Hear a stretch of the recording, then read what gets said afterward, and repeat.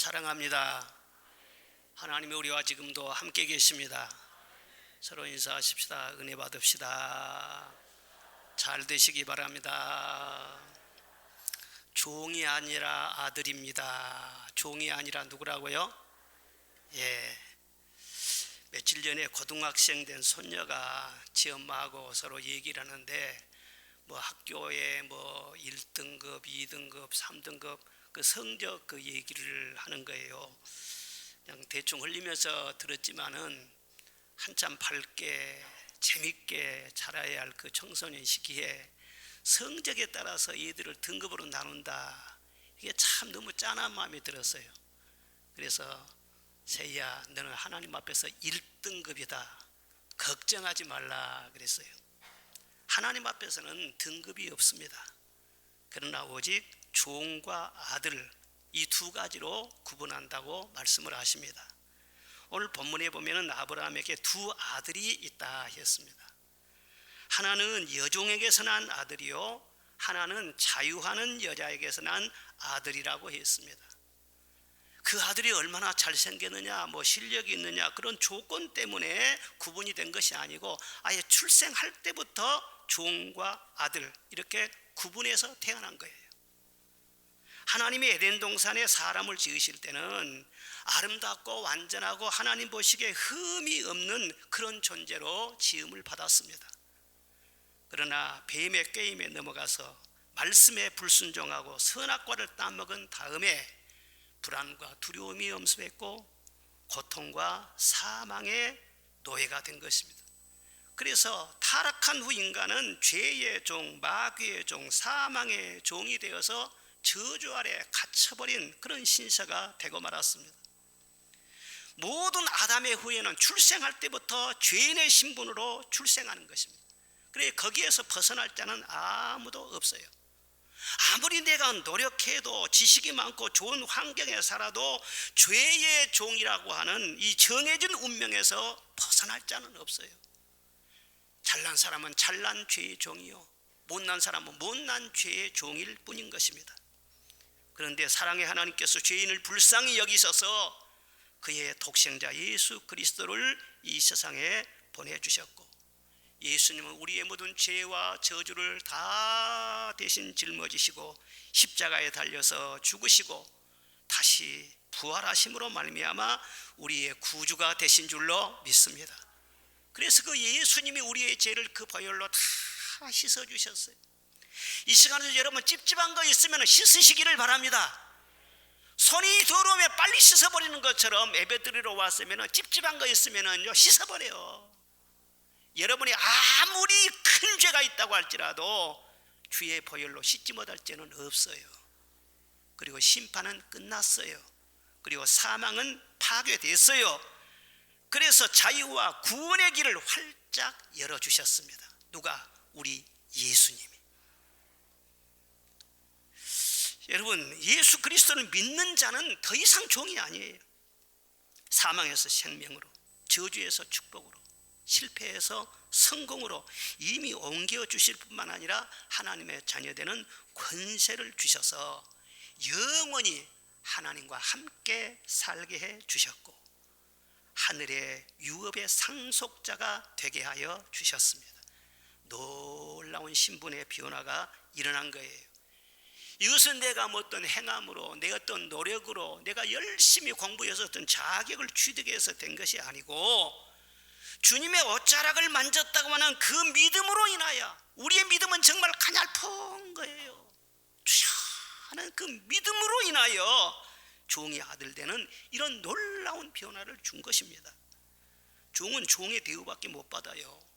본문에 보면은 종은 육체를 따라 난 자요, 율법의 저주 아래에 있는 자라 그랬는데 이게 무슨 말입니까? 율법을 다 행해야만이 저주에서 벗어난다는 거예요. 그러니까 모든 율법을 다 행해야만이 하나님 앞에 온전히 설 수가 있어요. 그런데 모든 율법 다 행할 사람이 누가 있습니까? 아무도 없어요. 그러니까 저주에서 벗어날 수가 없다는 거예요. 이건 유대인이든지 이방인이든지 이건 인종에 상관없습니다. 어떤 종교를 가졌든 상관없습니다. 모든 사람의 운명이 다 그렇게 돼 있어요 지금. 그러나 아들은 아들의 대우를 받습니다. 이삭처럼 약속을 따라서 성령으로 난 자, 아래서 나지 아니하고 위로부터 난 자, 이런 자는 성령으로 말미암아 하나님의 자녀되는 권세를 받았고 참 자유와 영원한 기쁨을 누리면서 주와 함께 살게 되는 줄로 믿습니다. 이 이삭이 얼마나 귀한 아들입니까? 아브라함이 아들을 소원하면서 기다렸어요. 하나님께서 주신다고 약속해서 그 약속 철석같이 믿고 기다렸는데, 아니 25년이나 지나서 100살 때 그 아들을 낳은 거예요. 그리고 이름을 이삭이라고 지었습니다. 그러니 얼마나 귀한 아들입니까? 사라가 90세에 단산이 된 후에 낳은 기적의 아들이었어요. 그럼 이삭만 그렇게 귀한 아들입니까? 여러분, 어떤 생명이든지 생명은 기적으로 태어나요. 결혼한다고 해서 꼭 아이가 태어난 것이 아니에요. 우리나라의 불림 여성이 수십만 명이에요. 생명은 하나님께서 주시지 않으면 아무리 젊은 사람이라도 건강할지라도 하나님이 주시지 않으면 받을 수가 없어요. 어떤 장로님이 나이 30살 될 때까지 방탕하며 살았습니다. 술 먹고 허랑방탕하며 못된 짓 많이 하고 국제 성병까지 얻었답니다. 그래서 온몸이 썩어가는데 많은 시간 치료를 받고 겨우 병이 멈춰가지고 그래도 결혼을 했습니다. 그런데 결혼을 했지만 10년 동안 애가 안 생기는 거예요. 의사가 아무래도 아이를 갖지 못할 것 같습니다, 그렇게 말을 해서 그런가 보다, 그리고 다음에 입양이라도 해서 살아야지, 그렇게 생각을 하고 또 그 후에 전도를 받아가지고 교회를 나가기 시작을 했습니다. 그런데 원래 죄인에게는 은혜가 많지 않아요? 아이 가서 설교 말씀을 드리면 다 자기들이라고 하는 소리, 시간 눈물을 흘리면서 은혜를 받았습니다. 그러다 한 번은 예배 중에 온몸이 불덩어리 같이 뜨거워지는 그런 체험을 하게 되었어요. 그런데 그 후에 얼마 지나지 않아서 아내가 임신을 한 거예요. 그리고 그 후에 연년생으로요 5이나 낳았다는 거예요. 이거 놀라운 기적 아닙니까? 그러니까 장로님은요 그 자녀들을 볼 때마다 너무너무 감사해요. 죄로 썩은 나를 하나님이 용서해 주셨구나, 하나님의 사랑의 징표로, 은혜의 징표로 내 아들들을 주셨구나. 볼 때마다 공부 잘하고 못하고 그래도 소용없습니다. 볼 때마다 그냥 기쁨이고 너무나 행복한 거예요. 그런데 그 장로님이 맏아들이 고등학교 2학년 때 말이죠, 그 장로님이 경영하는 회사에 다니는 여직원과 친해져 가지고는요 덜커덕 아이가 생겼네. 이거 어떻게 하면 좋습니까? 온 집안에 난리가 났어. 뭐 가문 망신이라느니 하나님 영광 다 가렸다느니 권사님이 펄펄 뛰고 그냥 야단이 났는데, 장로님은요 자기 과거가 있으니까 아무 말도 안 합니다. 그리고 한마디 부전자전이구만. 그리고는 목사님 찾아가서 죄송합니다 말씀드리고 세상에 아들 고2 때 목사님 주례로 결혼을 시켰어요. 그리고 손자를 봤다는 겁니다. 그런데 이건 뭐 부끄러운 것도 잊어버리고 손자를 보면서 그렇게 좋아하고 그렇게 예뻐하는 거예요. 그 장로님 말이 뭐예요? 부전자련이구만. 여러분, 누가 누구를 정죄합니까? 어차피 세상에 태어난 모든 인간은 왕궁에서 태어나나 다리 밑에 거지의 움막에서 태어나나 죄인으로 출생하는 거예요. 무당의 딸이면 어떻고 기생의 아들이면 어떻습니까? 그게 무슨 상관입니까? 생명은 하나님이 주신 거예요. 좀 국적인 예를 들었지만은 생명은 우연히 태어난 사람이 없어요. 실수로 태어나지도 않습니다. 하나님이 주시지 않으면 어떤 생명도 태어날 수가 없는 거예요.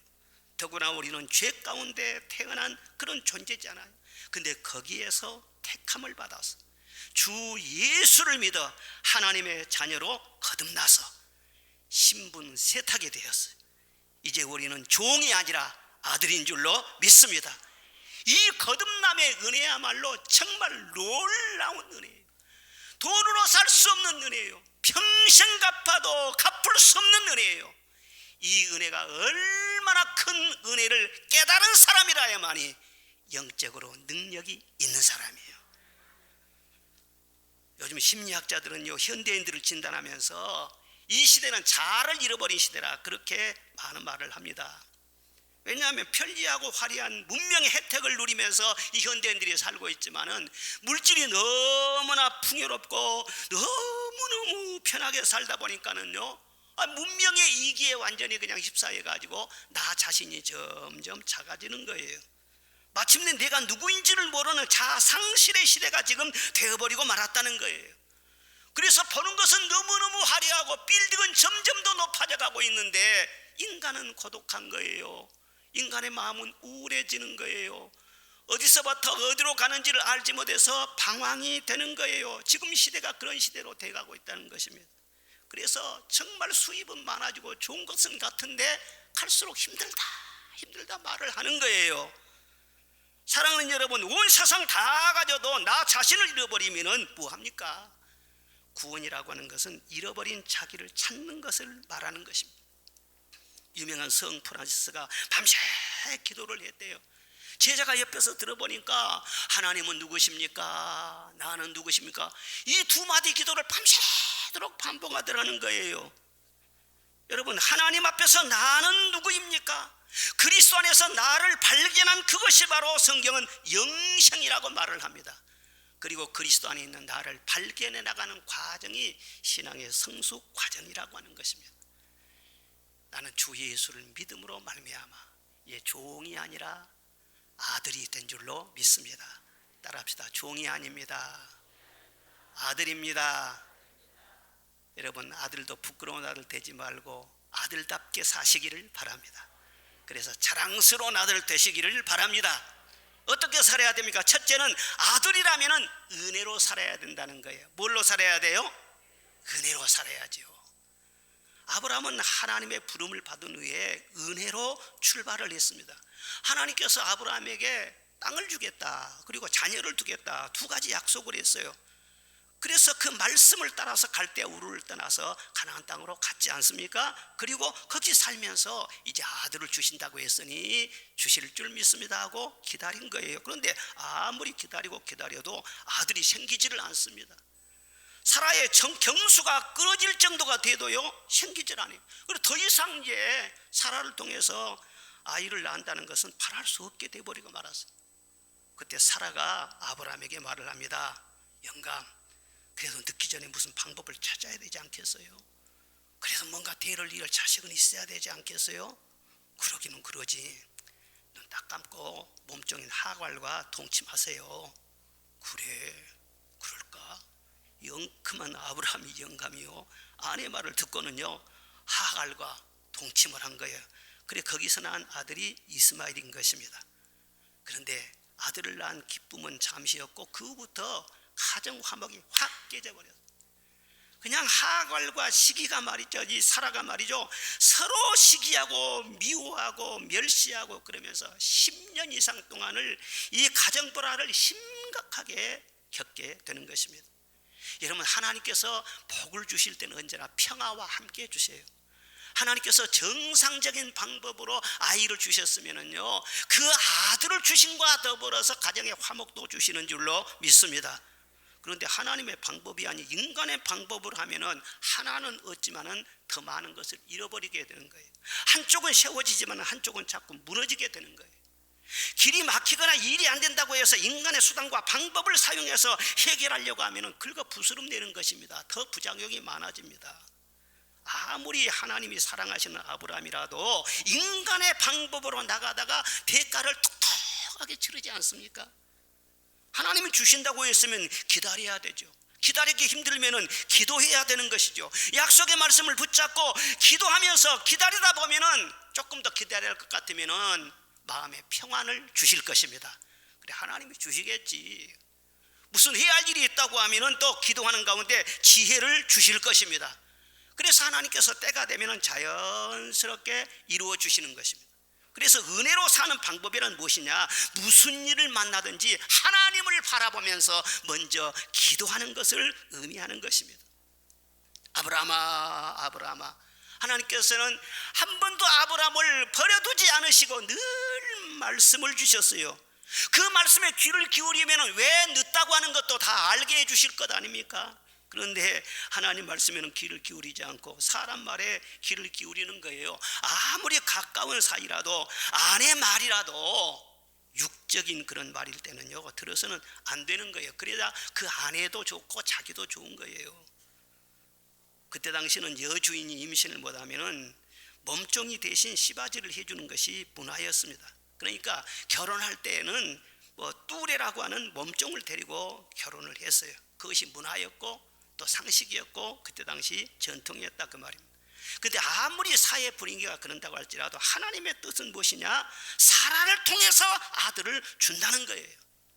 성경에 말하기를 하가를 통해서 낳은 그 아들은 육체를 따난 아들이다. 실수로 낳은 아들이라는 거예요. 생기지 말았어야 할 그 아이가 생겨난 것이라는 거예요. 거기에서 생겨난 그 후손이 누구예요? 아랍인들 있지 않아요? 아랍인들은 지금도 자기들은 이스마엘 후손이라고 그렇게 자처를 합니다. 그리고 이스라엘 사람들은 이삭의 후손이라고 말을 합니다. 그때 그 실수로 인해서 지금까지 수천 년 동안 아랍과 이스라엘은요 원수지간으로 그렇게 지내는 거예요. 그리고 이스마엘 그 집에 아들로 태어나서 한 지붕에서 살았지만은요 어느 때가 딱 되니까는요 하나님 뭐라고 해요? 쫓아내 그러잖아요. 결국은 쫓겨난 것입니다. 어떤 방법으로든지 아들을 낳기만 하면 되는 것이 아니라는 거예요. 여러분 어떤 수단을 통해서라도 돈만 벌면 되는 것이 아니라는 거예요. 출세만 하면 되는 것이 아니라는 거예요. 하나님의 뜻을 거스르면 반드시 대가를 치르게 된다는 거예요. 하나님의 자녀는 은혜로 살아야 됩니다. 무슨 일을 당하든지 먼저 하나님을 바라보시기를 바랍니다. 이스라엘 백성이 하나님의 은혜로 출애굽을 해서 홍해를 건넜지 않습니까? 이제 광야로 들어섰습니다. 그런데 광야 통과하면서 여러 가지 사건을 만납니다. 아말렉을 만납니다. 마라의 쓴물을 만납니다. 물 없는 무리바를 만납니다. 길이 막히는 에돔을 만납니다. 불뱀에 물려가지고 많은 사람들이 고통을 받으면서 죽어갑니다. 이럴 때마다 모세가 어떻게 그 문제를 해결을 했습니까? 막히거나 어려움이 있을 때마다 모세는 항상 똑같은 방법이었습니다. 하나님을 바라봅니다. 성막에 들어가서 하나님 앞에 기도합니다. 그러면 하나님께서 늘 말씀으로 응답해 주세요. 그래서 그 말씀을 전해서 실천하면은 그때마다 해결해지는데 부족함이 없었습니다. 후유증도 없었습니다. 은혜로 모든 문제 40년 동안 다 해결을 했습니다. 은혜로 살면은 족한 은혜를 주실 줄로 믿습니다. 부족함이 없을 줄로 믿습니다. 그렇습니다. 이게 세상에 볼 때는 어리석은 방법이에요. 그런데 이것은 하나님이 우리에게 제시하는 방법이에요. 나이가 갈 길 다가도록 예수 인도하시니 어려운 일 당한 때도 족한 은혜 주시네. 나는 심히 고단하고 영혼 매우 가라나 나의 앞에 반석에서 샘물나게 하시네. 나의 앞에 반석에서 샘물나게 하시네. 하나님의 방법대로 은혜를 따라가기만 하면 반석에서 무슨 샘물이 나와요? 그런데 하나님이 명령하시니까 샘물 나왔잖아요. 여러분 이 시대는요 은혜로 살기가 참 어려운 시대예요. 왜냐 그러면 하갈은 너무 젊고 건강하고 싱싱하고 쪼글쪼글하게 말라빠진 늙은 사라와 비교해 보면은요 임신 가능성이 200%는 더 높아요. 더구나 그럴 때를 대비해서 집안에 있는 여종인데 뭐 머뭇거릴 필요가 뭐가 있어요? 쉬운 방법을 택하면 되는 것이지 뭐 했다고 기도하면서 기다립니까? 근데 요즘 현대인들이 되게 다 그렇다는 거예요. 세상이 너무 발달해가지고 하나님을 대신할 만한 그런 과학 문명이 엄청나게 쏟아져 나오는 것입니다. 기도하지 않아도 얼마든지 잘 살고 잘 나간다 그렇게 생각하기가 쉬운 거예요. 그러나 하나님을 바라보지 않고 기도하지 않고 인간의 수단 방법으로 세상의 상식과 경험으로 무슨 일을 해결하면은 물론 처음에는 속도가 났다고 합시다. 그러나 나중에는 그것이 결국 화가 되고 독이 된다는 거 경험을 많이 하지 않습니까? 하나님께서 우리를 사랑하시는 거예요. 은혜로 살다가 그 은혜를 떠나지 말라. 은혜로 살다가 변질되면 안 된다. 갈라디아서 3장 3절 말씀, 너희가 이같이 어리석으냐, 성령으로 시작하였다가 이제는 육체로 마치려고 하느냐. 은혜로 시작했으면 변질되지 말고 끝까지 하나님 바라보고 끝까지 기도하면서 말씀에 순종하면서 끝까지 하나님의 방법대로 살아야지 왜 중간에 변질되느냐. 여러분, 신앙생활 오래 하다 보면 성령을 떠나기가 쉽습니다. 교회 생활이 익숙해지고 신앙생활이 편해지고 익숙해지다 보니까 닳고 닳아져 가지고 경험으로 습관으로 예배 그렇게 드리면 되는 거야. 그렇게 하기가 쉬운 거예요. 위험해요. 언제나 우리는 하나님 앞에 있는 거예요. 저는 방금 여기 설교하기 전에도 하나님 앞에 기도했어요. 나는 설교하기 전마다 하나님 앞에 절망합니다. 내가 아무리 말씀을 준비해서 성도들에게 증거한다고 할지라도 성령이 역사하지 않으면 나는 한 영혼도 구원할 수 없습니다. 성령님, 여기에 임재하소서. 성도들의 영혼에 눈을 뜨게 하소서. 저희의 굳어진 마음을 부드럽게 하여 주소서. 구원해달라고 기도하지 않을 수가 없어요. 신앙생활은 경험으로 하는 것이 아닙니다. 하나님을 바라봐야 됩니다. 하나님 두려워한 줄 알아야 됩니다. 하나님만을 전적으로 의지해야 될 줄로 믿습니다. 방법을 바꾸지 말고 은혜의 강물을 따라서 쭉 하나님 따라가 보십시오. 굳이 힘쓰고 애쓰고 근심 걱정하지 않는다고 할지라도 하나님이 자연스럽게 일하시는 것을 경험하게 된다는 거예요. 중국에 유명한 부흥사가 있었는데 그는 20대에 중한 병을 들어서 사형 선고를 받았습니다. 그래서 죽음을 앞에 두고 간절한 마음으로 며칠 동안 기도를 하다가 환상이 쫙 열린 거예요.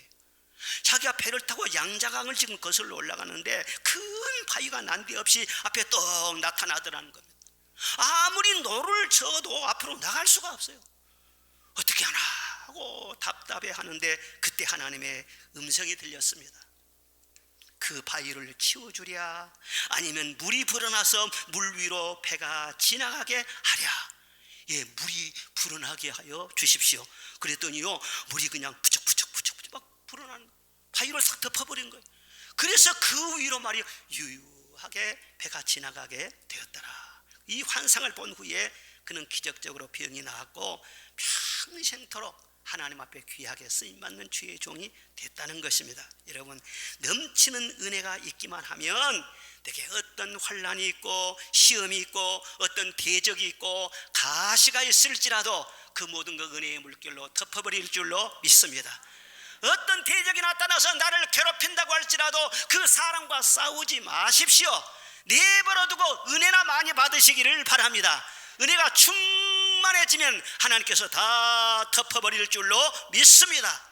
은혜 안에 살면 은혜가 다 해결해 주는 것이지 내가 고도록 그렇게 힘써서 사는 것이 아니라는 거예요. 물고기가 말이에요, 물속에 살면서 먹을 것 걱정하는 걸 봤습니까? 다람쥐가 산속에 살면서 말이죠, 먹을 것 걱정하는 거 봤습니까? 다람쥐가 산에 있지 민가로 안 내려오면 돼. 뭐더러 은파귀 앞에까지 내려와. 거기 있어. 거기만 있으면 도토리도 있고 밤도 있고 말이죠, 딸기도 있고 다 좋은 거 하나님께서요 지천에 널리게 다 하셨어요. 우리가 은혜를 떠나지만 않으면은요 하나님께서 그 안에서 영적인 육적인 필요한 모든 것을 넉넉하게 다 준비하여 주신 줄로 믿습니다. 은혜를 받으시기를 바랍니다. 은혜되는 이 일을 하시기를 바랍니다. 은혜를 위해서는 힘써 투자하시기를 바랍니다. 그러나 은혜되지 않는 것은 말 한마디도 하지 마세요. 은혜되지 않으면 발걸음 한 걸음도 뛰지 마시라고. 둘째는 하나님의 아들은 항상 소망을 품고 살아야 됩니다. 뭘 품고요? 소망을 품고. 27절에 보니까 기록된 바 잉태하지 못한 자여 즐거워하라, 산고를 모르는 자여 소리질러 외치라, 이는 홀로 사는 자의 자녀가 남편 있는 자의 자녀보다 많음이니라 그랬어요. 이게 무슨 말입니까? 남편이 없는 여자가 어떻게 아이를 낳아서 더 많아질 수가 있습니까? 이게 상식적으로 이해가 안 되죠. 그러나 하나님이 우리의 남편이 되어주시면 낳을 수 있다. 그리고 더 많이 낳을 수도 있다.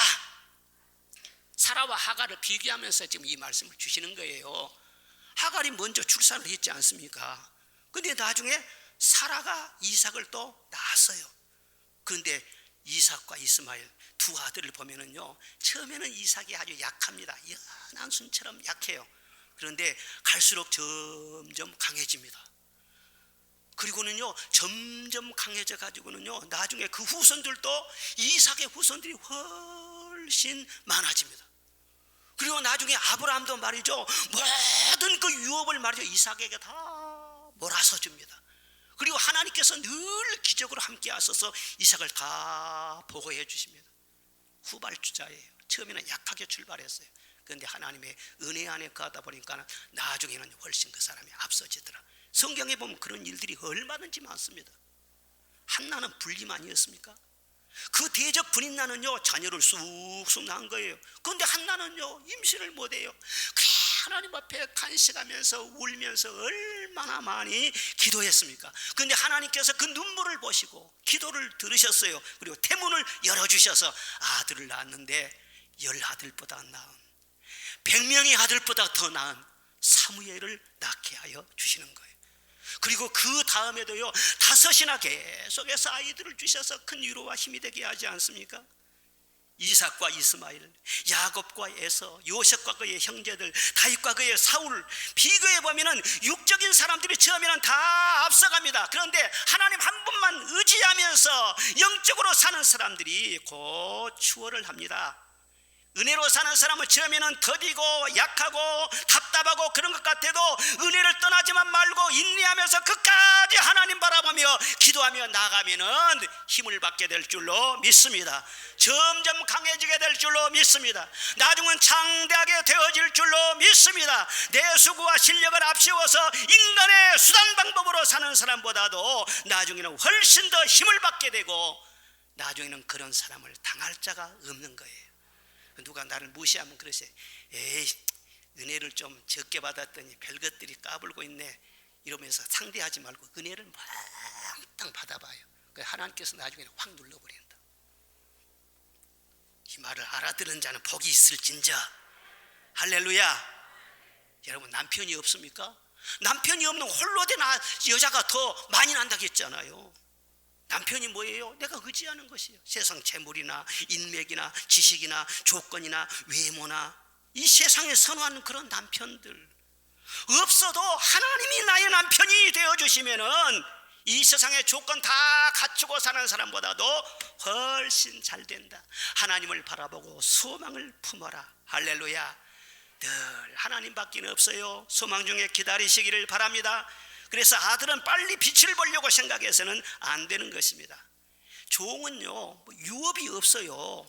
그러니까 기대할 것도 없죠. 그날 자기 힘으로 자기가 고생한 대로 싹쓸 받아가지고 살아야 돼. 그거 외에는 없어 종은요. 그런데 아들은 그렇지 않지요. 아버지가 줄 몫이 있죠. 그러니까 아버지와의 관계를 잘해야 되는 것입니다. 아버지가 조금 서운하게 해도 그래도 잘 참고 아버지 사랑하고 잘 섬기고요 늘 아버지와 관계를 잘 맺어나가야 돼. 그러면 아버지의 마음이요 이놈 괜찮하구나. 그러면은요 언젠가는요 좋은 날이 오는 거예요. 아버지 가지고 있는 모든 건 누구 주겠어요? 아유 아들을 주는 것이죠. 하나님의 마음이 그와 같다는 거예요. 그래서 환난은 인내를, 인내는 연단을, 연단은 소망을 이루는 줄 알미로다. 하나님을 바라보며 늘 소망 중에 즐거워하며 하나님의 때를 기다리는 저와 여러분이 되시기를 주의 이름으로 축원합니다. 광야 이스라엘 백성들을 보십시오. 광야에 머물렀을 때 아무리 어렵고 힘들고 그래도요 가나안의 소망을 분명히 붙잡고 하나님이 저 땅을 우리에게 주실 줄로 믿습니다. 소망을 품은 자들은 눈이 흐리지도 않고 기력이 쉬하지도 아니했어요. 80세가 됐는데도 40세 청년처럼 건강을 유지할 수가 있었어요. 그런데 늘 현실만 보면서 늘 낙담하고 탄식하고 그런 사람은 광야를 뺑뺑뺑뺑 돌다가 거기를 벗어나지 못하고 다 거기서 죽습니다. 가네스 바네아에서 12명의 정탐꾼들이 돌아와 보고를 하는데 10명은 부정적인 보고를 해요. 그 땅은 거민을 삼키는 땅이고 거인족이 살고 있고 우리 힘으로는 이길 수가 없고 우리 처자는 잡혀가게 되어 있고 우리는 다 칼에 맞아 죽게 생겼다. 그러면서 아니 이 땅 죽지도 않았는데 그냥 막 그렇게 부정적인 말을 하는 거예요. 이 부정적인 말은요 전염성이 훨씬 높습니다. 10명이 부정적인 말을 퍼뜨리니까는 수십만 명에게 급격하게 이 전염병이 퍼져버린 거예요. 육의 눈으로 보면은, 현실의 어려움만 보면은 부정적인 말을 쏟아낼 수밖에 없어요. 그런데 갈렙과 여호수아는요, 믿음의 말을 합니다. 긍정의 말을 합니다. 남을 살리는 말을 합니다. 용기를 주는 말을 합니다. 하나님이 기뻐하시는 그런 말을 합니다. 왜? 안경이 달랐기 때문에. 10명은요 육적인 안경을 봤어요. 그런데 갈렙과 여호수아는 소망의 안경을 쓰고 본 것입니다. 하나님이 우리와 함께 하시기 때문에 그 땅이 좋으면 좋을수록, 강한 성이면 강한 성일수록 우리에게 더 좋은 밥이 될 줄로 믿습니다. 그리고 조금도 꿀리질 않는 거예요. 이게 소망이에요. 관점의 차이인 거예요. 잠언 23장에 악인의 형통을 부러워하지 말고 항상 여호와를 경외하라. 정령이 내 장래가 있겠고 내 소망이 끊어지지 아니하리로다. 할렐루야. 어차피 하나님을 바라보고 사시기를 바랍니다. 우리 장래는 하나님이 책임져 주실 줄로 믿습니다. 예수님 안에 소망이 있습니다. 예수의 이름은 세상의 소망이요, 예수의 이름은 천국의 기쁨일세. 이럴 때 같이 부르면 얼마나 좋을까. 예수의 이름은 시작.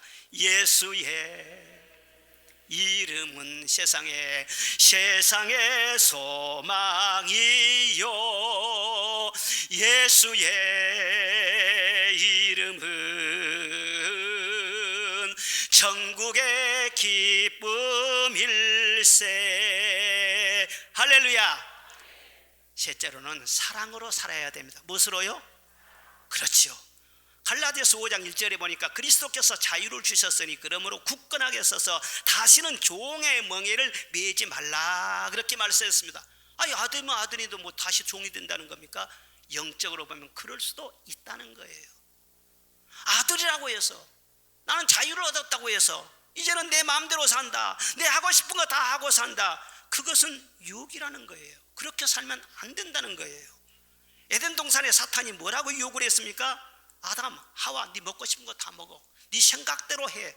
네 뜻대로, 네 마음대로 하면서 살아. 네 자유야. 네가 왕이야. 그러다 덫에 걸렸잖아요. 오늘 수많은 사람들이요, 이 자유로운 나라에 살면서도 참 자유를 누리지 못하는 것은 그런 사탄의 유혹을 받고 있기 때문인 것입니다. 여러분, 이 세상의 믿음, 이 세상의 개념과 믿음의 세계의 개념 자체는 달라요. 자유, 이 세상이 말하는 자유와 믿음의 세계에서 말하는 자유가 다릅니다.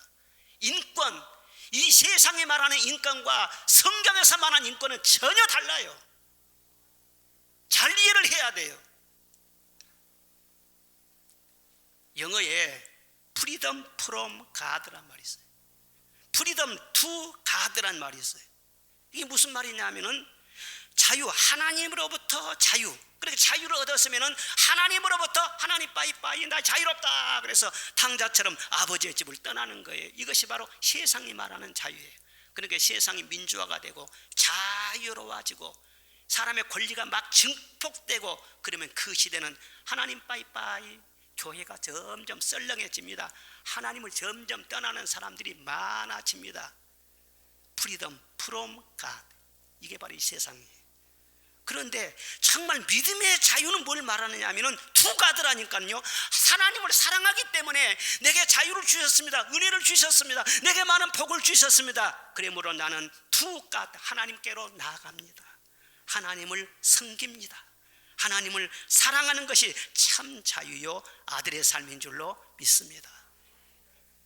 찰스 킹슬러는 말하기를, 거짓된 자유는 내가 하고 싶은 건 내 마음대로 하는 것이지만 그 자유는 사탄으로부터 주어지는 자유요, 노예가 되는 입구가 바로 거기 있다 그랬어요. 그래서 오늘 갈라디아서 5장 13절에 형제들아, 너희가 자유를 위하여 부르심을 입었으나 그 자유로 육체의 기회를 삼지 말고 오직 사랑으로 서로 종노릇 하라 말씀하고 있는 것입니다. 애굽에서 나와서 예죄에 빠져서 우상숭배나 음란이나 원망이나 막 주의 종을 대적하는 것이나 이러다 광어에 엎드려진 사람들이 많았지 않습니까? 그와 같이 오늘날 그리스도인 중에서도 자기 관리를 잘하지 못하면 이미 폐기 처분해버려야 할 예죄에 다시 돌아가는 그런 수가 있다는 거예요. 우리나라에 온 탈북자들이요 엄청나게 많아요. 몇 년 전에 3만 5천 명이나 해서 지금 한 4만 명도 넘을 겁니다. 사선을 넘어서 자유를 찾아서 이 대안에 품에 안겼으면 여기서 행복하게 잘 살아야 되지 않겠어요? 그런데 자유의 훈련을 받지를 못했어요. 그래서 강도, 강간, 사기 이런 각종 범죄로 말이죠, 감옥에 들어가 있는 사람들이 비율로 보면은요 이 남한에 살 사람보다도 훨씬 많다고 하는 거예요. 뭐 종이 따로 있습니까? 죄를 지으면 죄의 종이 되는 것이죠. 성도들도 마찬가지예요. 우리가 구원받고 정말 하나님의 자녀가 됐지만은요 다시금 죄에 빠지면은요 하나님께 영광도 되지 않고 자기에게 복도 되지 않고 구원을 받아도 부끄러운 구원을 받게 되는 것이고, 그래서 진정한 승리는 죄와 싸워서 이기는 거예요. 유혹과 싸워서 이기는 거예요. 그런데 인간은 죄를 이길 수가 없어요. 착각하지 마십시오. 구원받고 예수 믿어도 죄의 유혹을 이길 수가 없어요. 여러분, 음란을 이길 수 있습니까? 교만을 이길 수 있습니까? 탐욕을 이길 수 있습니까? 거짓을 이길 수 있습니까? 내 속에 있는 미움을 이길 수 있습니까? 사람은요 죄를 이길 수가 없어요. 죄를 이기지 못하면 진정한 승리자가 아니고 참 자유자가 아니라고 했는데 어떻게 하면 죄를 이길 수가 있습니까? 성경에 뭐를 말합니까? 사랑의 법으로만 가능하다는 거예요. 로마서 13장 8절 말씀에 사랑은 율법의 완성이라고 했어요. 내 이웃을 내 몸처럼 사랑하는 자는 율법을 다 이루었다 말씀을 하고 있어요. 내가 각계적으로 율법 하나하나를 지키려면 지킬 능력이 없지만은 이상하게 주님이 나를 구원해 주신 걸 감사하면서 우리 하나님을 사랑해요. 마음을 다하고 성품을 다하고 힘을 다해서 주님을 사랑하며 찬송하고 기도하고 예배를 드리고 늘 주님의 기뻐하시는 삶을 살다 보면은 하나님이 선물을 주시는데 성령 충만을 주실 줄로 믿습니다. 기쁨 충만을 주실 줄로 믿습니다.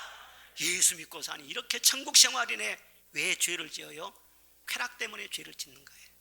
조금 기쁨이라는 죄업 열매를 먹기 위해서 죄를 짓는 거예요. 그런데 예수 믿고 성령 충만한 생활하고 보니까는 죄 지면서 얻은 기쁨보다 훨씬 충만하네. 내가 뭘로 죄를 지어? 그래서 죄를 이길 수가 있어요. 그래서 너는 사랑의 종이 되어라. 할렐루야. 아무리 법으로 막 단속하고 이러면 안 된다 저러면 안 된다 그래도요 죄 도둑놈 한 사람하고 지키는 사람 100사람 못 해보는 거예요. 우리나라에 법이 얼마나 많은 줄 아십니까? 몇 년 전에 들은 말로요 우리나라 법이요 8만 개가 넘은데요. 그 법을 만든 사람들도 기억도 못해, 지키지도 못해, 변호사들도 다 몰라. 그런데 이 세상을 바로 하려다 보니까 계속 법을 만들어내는 거예요. 그런데 그 법이 제대로 시행이 되고 있습니까? 현 국회에 말하자면 현재 이 국회가 구성돼 가지고 아이고 이 법안에 올라오는 것이 말이죠 작년에 들었어요 7천 가지가 넘는다는 거예요. 무슨 법을 빗어가면 계속 발의를 하는 거예요. 자기도 못 지키려면서 자기도 기억도 못 하려면서. 법을 만드는 사람은요 멀리 내다보고 생각을 깊이 해야 돼요. 나라를 건강하게 바로 세우려면은요 법이 아무리 많아도 법 때문에 말이죠 온 나라가 완전히 그냥 얽히는 거예요. 영적으로도 그렇습니다. 하나님께서 이거 하지 말라 이거 하지 말라 율법이 613가지나 되는 거예요. 그런데 그 모든 거 다 지킬 사람은 한 사람도 없어요. 그래서 형벌과 저주를 면치 못한다는 것입니다. 그런데 우리 예수님께서 그 모든 법을 다 이루셨습니다. 내가 다 이루었다고 말씀을 하셨습니다. 그리고 내가 너를 이미 구원했으니 구원받기 위해서 법 지킨 것이 아니야. 구원받기 위해서 율법을 지키는 것이 아니야. 이미 내가 다 지키면서 의의 선물을 너에게 주고 너를 구원해 주고 너를 아들로 삼아 주셨으니 내가 너를 사랑하는 것처럼 너도 나를 사랑해야 되지 않겠니? 나를 좀 사랑해다오. 할렐루야. 그래서 주님을 사랑하는 거예요. 그러다 보면은요 사랑 충만해 가지고 십계명 율법의 모든 것을 초월하게 돼. 아니 하나님을 뜨겁게 사랑하는 사람이 우상숭배요? 그 생각할 수 있습니까? 아니 하나님을 뜨겁게 사랑하고 내 형제를 사랑하고 그런 사람이 음란한 행동은요 남의 가정을 파괴시킬 수 있습니까? 그럴 수는 없죠. 어떻게 사기를 치고요 어떻게 말이죠 남의 것을 훔치고 그런 일이 있을 수가 없죠. 하나님을 사랑함으로만 죄를 이길 수가 있고 온전한 자유를 누릴 수 있다. 할렐루야. 그러므로 하나님을 더 사랑하시기를 바랍니다. 내 소망이 그거예요. 주님을 힘써 섬기며 더 사랑하게 하소서. 내 마음 주께 드리옵니다. 오 나의 주시여. 한 가지만 고민하고 살면 돼요. 어떻게 주님을 더 사랑할까? 그 주님을 뜨겁게 사랑하다 보면은요, 형제 사랑은 가까운 데서부터 자연적으로 나갑니다. 아내를 사랑하게 됩니다. 아내를 보면은 좀 짠한 마음이 드는 거예요. 불쌍한 마음이 드는 거예요. 미운 마음이 없어요. 벌써 내게 사랑이 임하니까. 남편을 보면은요, 아이고 고생 많다. 나처럼 싼압적이 됐고 사니라고 참 고생 많다. 남편을 그렇게 긍휼히 눈으로 보게 되는 거예요. 그래 가정 화목이 이루어지죠. 자녀들을 봐도 말이죠, 잘하고 못하고 그게 문제가 아니에요. 그래 부족해도 은혜만 받으면 된다. 얘들을 보면은요, 짠한 마음이 드는 거예요. 가난한 사람을 함부로 멸시하게 됩니까? 못해요. 내가 병들어서 병 속에 나온 사람은요, 다른 암병 들고 고생한 사람 위해서 막 기도하지 않습니까? 나도 비난받을 짓을 많이 했었는데 이렇게 하나님이 용서를 받고 이렇게 하나님께서 나를 감싸주시고 그러는데 비난과 정죄에서 벗어나게 돼요. 누구든지 비난할 수가 없어요. 그래서 바울 사도는 나는 야만인이나 헬라인이나 모두에게 빚진 자다. 나는 은혜를 많이 받은 사람으로서 모든 사람에게 이 빚을 갚아야 된다. 자기가 그렇게 예수 믿는 사람 핍박했기 때문에 그런 사람을 찾아가서 또 자유케 하고 핍박 중에서도 복음을 전하고, 이것이 바로 다윗의 심정이었어요. 우리가 늘 부르는 찬송 305장은요 신불신간에 즐거울 때나 슬플 때 많이 부릅니다. 외국인들은요 이걸 많이 불러요.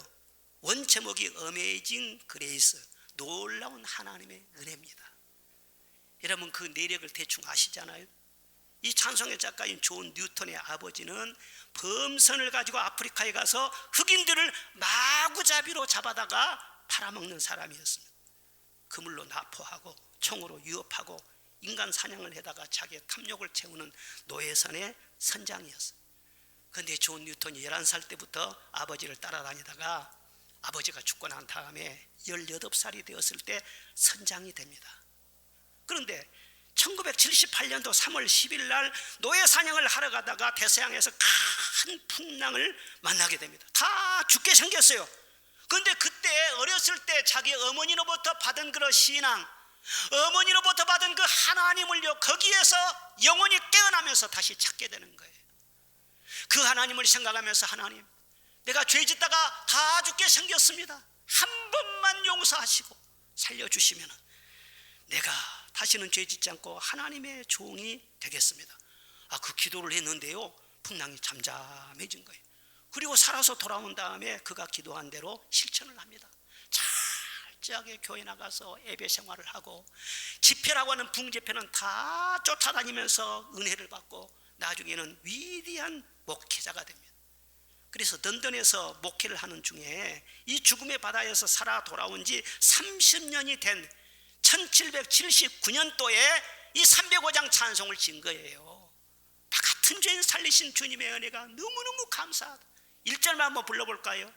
나 같은 죄인 살리신 주의 놀라와 잃었던 생명 찾았고 광명을 얻었네. 큰 은혜를 받아서 잃었던 생명을 찾았는데 그 은혜를 값싸게 여기지 말고 여러분이 사는 동안 평생 그 은혜를 따라 사시기를 바랍니다. 어떻게 하면 은혜를 보답할고, 어떻게 하면 하나님을 좀 더 사랑할고, 어떻게 하면 한 영혼이라도 더 많이 구원할고, 그런 중심을 가지고 남은 여생 살아갈 때에 성령께서 늘 여러분과 함께 하셔서 이기게 하실 줄로 믿습니다. 열매 맺게 하실 줄로 믿습니다. 우리는 확실합니다. 더 이상 종이 아니라 아들입니다.